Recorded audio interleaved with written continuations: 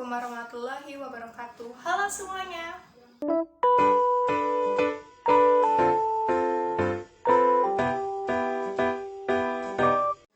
Di sini saya akan menjelaskan terkait materi sejarah Australia dan Oceania. So, keep watching this video.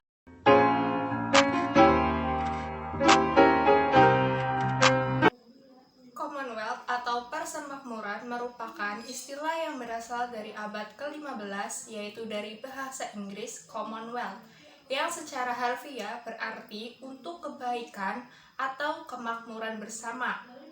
Persemakmuran pada mulanya berarti sebuah negara yang dipimpin untuk kemakmuran bersama dan bukan hanya untuk kemakmuran beberapa orang dari kelas tertentu saja.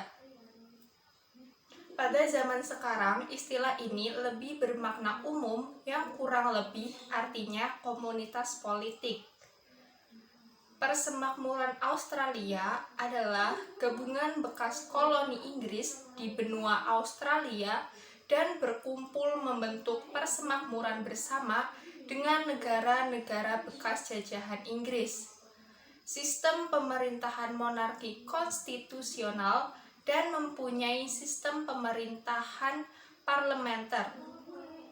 Ratu Elizabeth II adalah Ratu Australia, namun tugasnya sebagai ratu berbeda dari tugasnya di Britania Raya. Sang ratu diwakili oleh seorang gubernur jenderal Australia, yang sendiri hanya menggunakan kekuatan eksekutifnya melalui nasihat dari Perdana Menteri.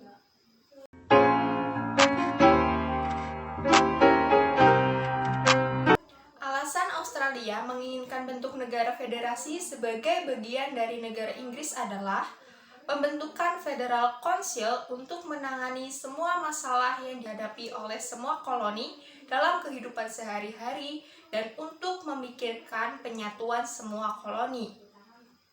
Pada tahun 1885, pemerintah Inggris mengeluarkan satu undang-undang yang mengizinkan ke-6 koloni di Australia bersama New Zealand dan Fiji membentuk Federal Council of Australia.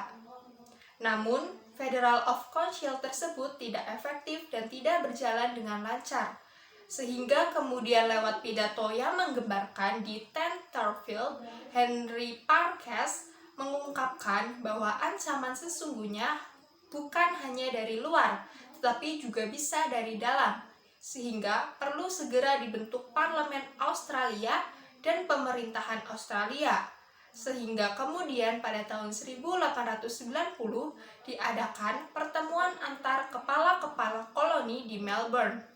Namun, dalam rancangan konstitusi yang diajukan kepada parlemen malah membuat timbulnya pertentangan-pertentangan yang cukup tajam. Akibat pertentangan tersebut, maka kemudian muncul 3 kelompok politisi dalam parlemen New South Wales. Kepengurusan Federasi Australia yang tertunda membuat rakyat akhirnya turun tangan, sehingga muncullah gerakan rakyat yang didukung oleh Australian Native Association. Gerakan tersebut akhirnya membuat para politisi kembali menampilkan gerakan federasi ke permukaan. Konvensi kedua diselenggarakan pada tahun 1897 sampai 1898. Dalam konvensi ini dihadiri oleh 10 orang perwakilan setiap koloni, terkecuali Queensland. Dalam konvensi ini, hasil dari konvensi yang pertama telah disempurnakan sesuai dengan harapan pada masa itu. Masalah utama yang harus dipecahkan adalah seberapa besar kekuasaan yang harus diserahkan kepada pemerintahan sentral atau pemerintahan federal. Konvensi memutuskan sistem pemerintahan di mana pemerintah federal memegang kekuasaan atas hal-hal tertentu, yaitu pertahanan, bea dan cukai, hubungan luar negeri, perdagangan luar negeri, pos dan telegraf, imigrasi, dan pelayaran. Konvensi juga menetapkan nama federasi yang akan dibentuk adalah Commonwealth of Australia.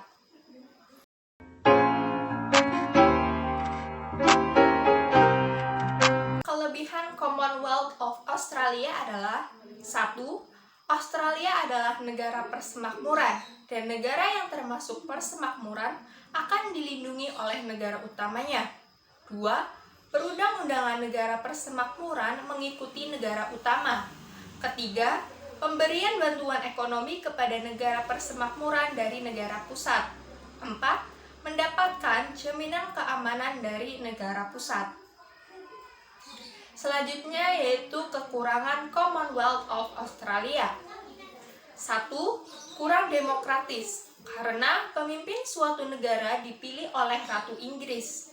Kedua, ketika ada pertentangan dengan negara utama, negara persemakmuran bisa terguncang stabilitasnya, khususnya pada segi ekonomi, politik, dan keamanan.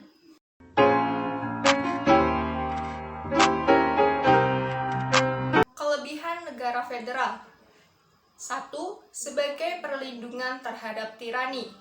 2. Perlindungan ini bertujuan untuk melindungi dari pemerintahan yang kejam. 3.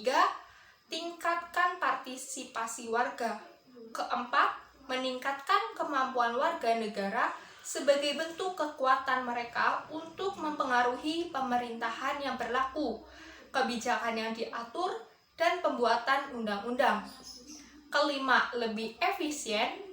Keenam, berusaha menyelesaikan masalah yang ada di masyarakat yang disebut Kekkator dari hukum dan juga pembuatan kebijakan. Kemudian, mereka akan mendapatkan solusi untuk masalah yang terjadi dengan sangat baik di beberapa negara bagian dan tidak efektif untuk yang lain. Agar masalah dapat diselesaikan dengan sangat baik di negara mereka sendiri, mereka juga akan menggunakan kebijakan dan undang-undang yang paling sesuai di negara mereka sendiri.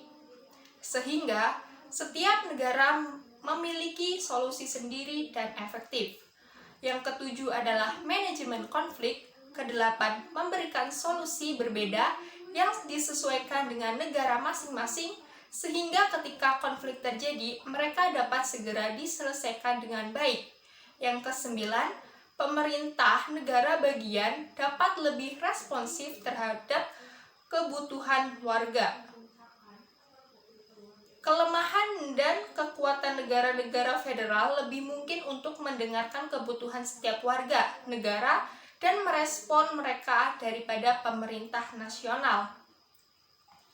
Selanjutnya yaitu kekurangan dari negara federal. Yang pertama, penyumbatan kebijakan nasionalis oleh negara. Kedua, negara dapat melawan keberadaan hukum nasional tertentu dengan menentangnya di pengadilan dan bahkan mungkin tidak menegakkan hukum tersebut. Bahkan dapat dengan sengaja menghalangi penegakan hukum nasional. Yang ketiga, membahayakan kelas bawah. Yang keempat, adanya pengurangan manfaat negara bagi warga negara dan orang miskin, sehingga mereka pindah. Ini dilakukan untuk mengurangi biaya dari jumlah manfaat yang mereka berikan. Yang kelima, memiliki sejarah melindungi perbudakan dan pemisahan.